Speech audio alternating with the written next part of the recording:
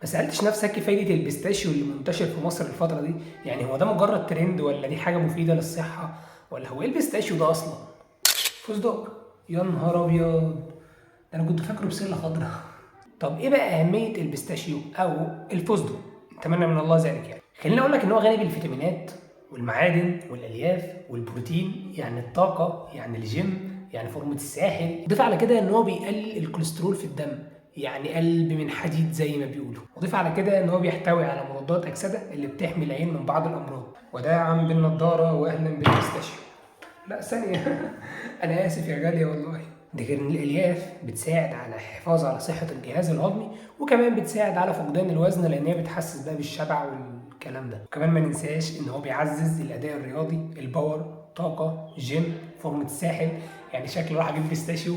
بتقول بكام يا راجل؟ طب انزل يا عم تحت عند محمد، هتلاقي ب5 جنيه لب كده على شويه فول على بتاع، فاهم، شكل من الباترينا. وبس يا جالي، دي كانت كل معلوماتي النهارده، واتمنى تكون استفدت حاجه. ما تنساش انا اسنانك 5 طب، واتمنى لك صحه افضل.